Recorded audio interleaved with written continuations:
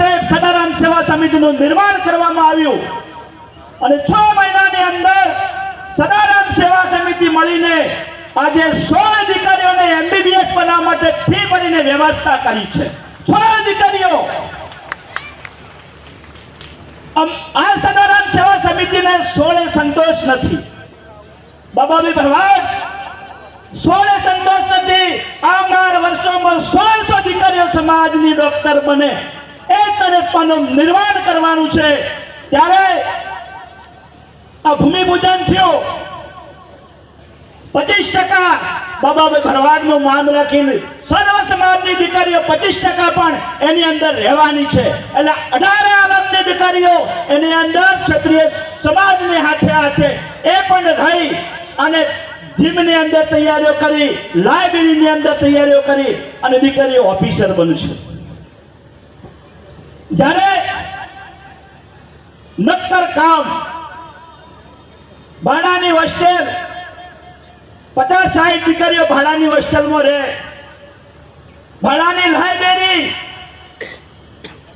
50 દીકરીઓ રહી શકે એવી અને 10,000ની 10 ખુરશીઓમાં બેસે છે દીકરીઓ. 10,000ની ખુરશીઓ. મેં નવગણભાઈ પૂછ્યું કે કેમ 10,000ની ખુરશીઓ? કે આ દીકરીઓને અહેસાસ થવો જોઈએ કે 10,000ની ખુરશીમાં બેહું છું, જ્યારે ઓફિસર બની છે ને તારે પણ એવી જ ખુરશી આવશે. જ્યારે અત્યારે લાઇબ્રેરીમાં બેસે છે ને એવી જ ખુરશી તમારે ઓફિસર તરીકે પણ તમને મળશે. એના માટે તમારું સપનું અહીંથી જ ચાલુ થાય છે. ત્યારે રોજ 4-5-6 દીકરીઓના ફોન આવે, રૂબરૂ મળવા આવે કે સાહેબ અમારે હોસ્ટેલની અંદર રહેવું છે અને લાઇબ્રેરીની અંદર વાંચી અને સરકારની ભરતીઓમાં જવું છે. ત્યારે એમને અમે ના પાડી દેતા હતા કે 50 દીકરીઓ રહી શકે એવી ક્ષમતા.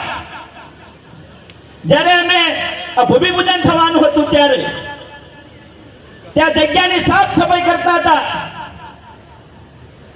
અને ત્યાં એક ઇકો ગાડી લઈ અને એક પરિવાર 6 દીકરીઓ લઈ અને ત્યાં એ જગ્યા ઉપર આવ્યા. જગ્યા ઉપર આવી અને ત્યાં કીધું કે અમારી દીકરીઓ છે, આ 6 દીકરીઓને તમારે લાઇબ્રેરીની અંદર રાખવાની છે અને હોસ્ટેલમાં એમને લાઇબ્રેરીની અંદર એમને તૈયારીઓ કરવાની છે અને આ 6 દીકરીઓને પોલીસ વેરિફિકેશનમાં એમનું નામ, એમનું ડોક્યુમેન્ટ